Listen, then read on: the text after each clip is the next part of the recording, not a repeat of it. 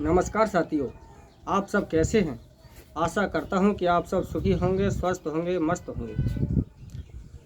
जैसा कि मित्रों आप वीडियो के टाइटल को देख करके समझ ही गए होंगे कि आज हम किस विषय पर चर्चा करने जा रहे हैं। तो मित्रों आज हम स्वर योग, जो कि एक स्वयं सिद्ध विद्या है,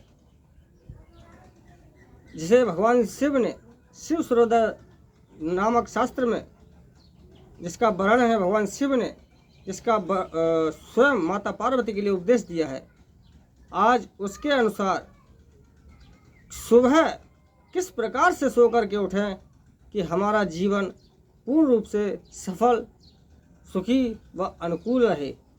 तो आज इस बारे में हम विस्तार से चर्चा करेंगे।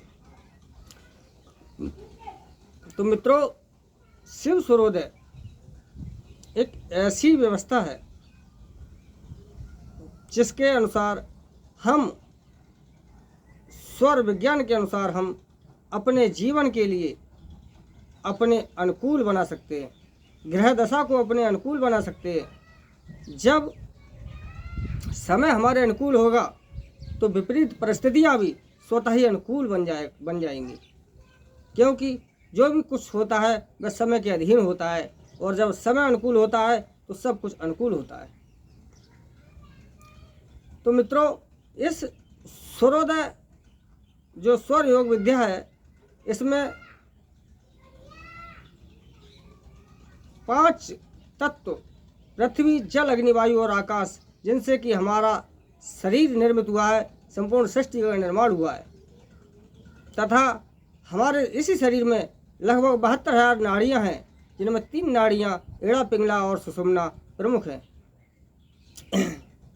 इन्हीं 3 नाड़ी और 5 तत्वों के आधार पर संपूर्ण स्वर विज्ञान आधारित है। मुख्य रूप से इन 3 नाड़ियों और 5 तत्वों के आधार पर स्वर विज्ञान है। अब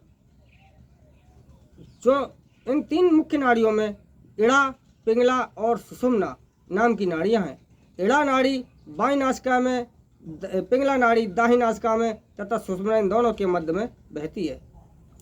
तो मित्रों, और इन्हीं नाड़ियों में 5 तत्व क्रमशः पृथ्वी, जल, अग्नि, वायु और आकाश बहते हैं, जिनका 5 तत्वों का हम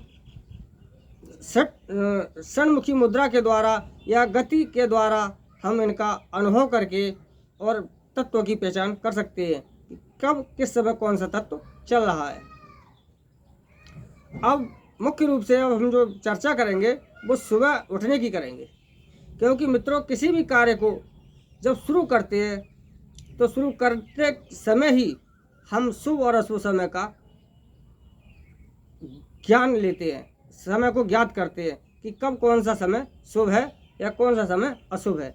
तो अशुभ समय में किया गया कार्य हमेशा अशुभ फल देता है और शुभ समय में किया गया कार्य शुभ फल देता है।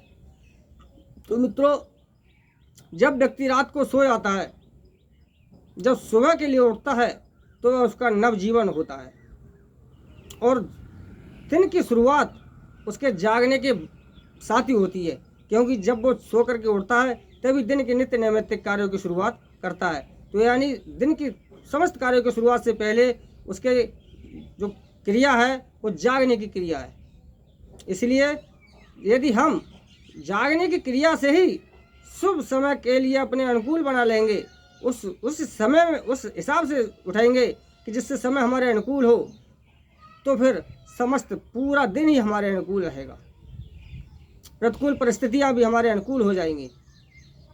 तो आज हम उसी जो सोने के बाद जो जागने की विधि है, आज स्वर योग के अनुसार उसी विधि के बारे में चर्चा करते हैं। तो मित्रों, सर्वप्रथम जब हम सोकर के उठें तो हमें सर्वप्रथम ये ध्यान करना चाहिए कि आज तिथि कौन चल रही है,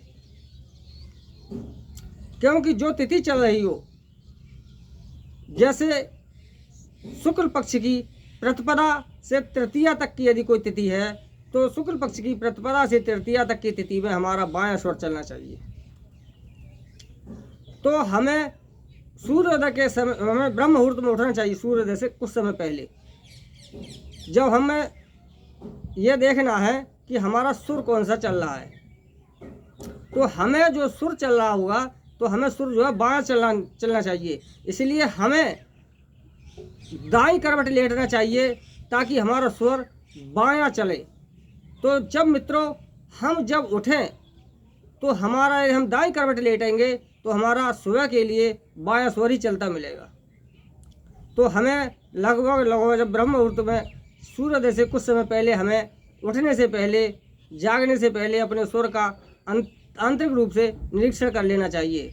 यदि हमारा स्वर दाहिना चल रहा है तो दाईं करवट से लेट करके उसे बायां चला लेना चाहिए, और बायां चल रहा है तब भी दाईं करवट लेट जाना चाहिए। और जब हम उठेंगे तो बाईं करवट से जब उठेंगे तो हमारी बाईं नासिका ऊपर की तरफ होगी, और जब हमें उठें तो हमें सर्वप्रथम पूरब या उत्तर की तरफ देखना चाहिए आँख खोल करके। जब हम सुबह के लिए जब हम उठें तो हमारा बायां स्वर चलता हो, और हमें जब हम आँख खोल करके जब देखें तो सर्वप्रथम हमें बाईं पूरब या उत्तर की तरफ देखना चाहिए। और फिर उसके पश्चात हमें सर्वप्रथम अपने स्वर का अवलोकन करना चाहिए। हथेलियों पे हमें स्वर का अवलोकन करने के पश्चात जिस ओर का स्वर चल रहा है यानी बाईं ओर का स्वर चलना चाहिए, और बाईं स्वर की हथेली के लिए हमें इस प्रकार से चूमते हुए और इस प्रकार से यूँ करके अपने मनोवांछित करना चाहिए। अपनी श्वास को अंदर खींचते हुए अपने मन की जो इच्छा है उसे बोलना चाहिए।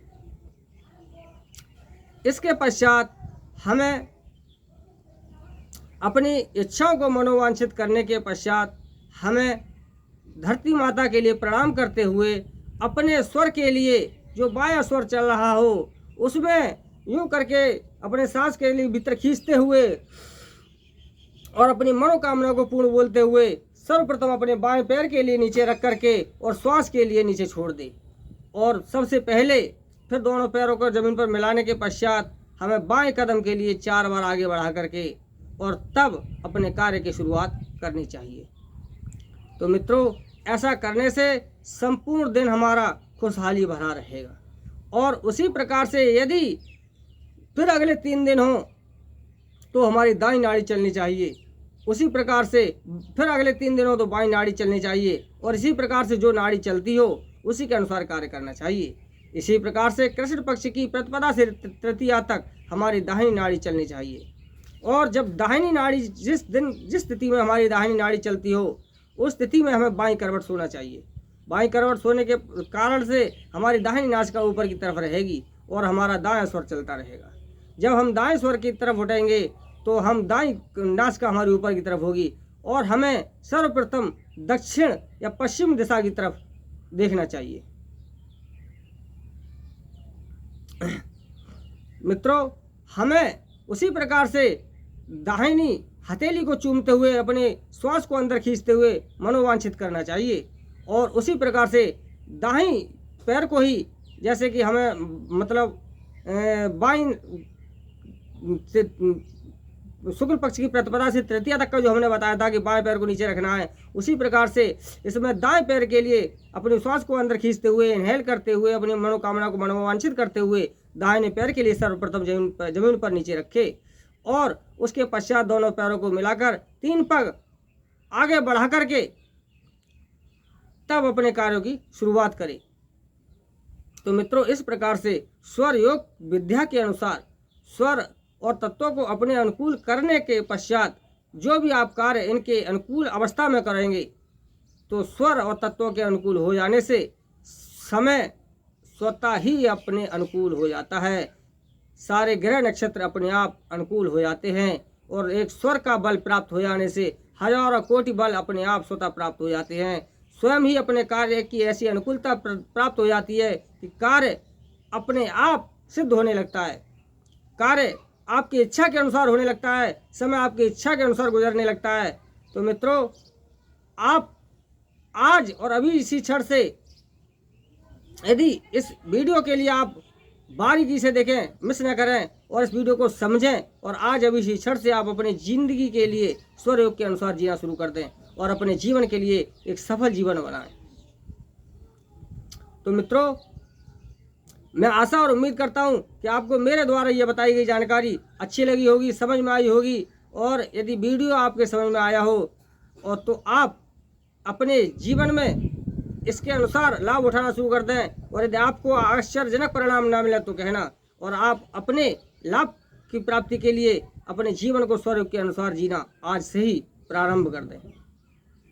तो मित्रों, यदि आपको ये वीडियो अच्छा लगा हो और आपको, तो आप कम से कम एक शेयर, लाइक और कमेंट तथा वीडियो को सब्सक्राइब जरूर कर लें।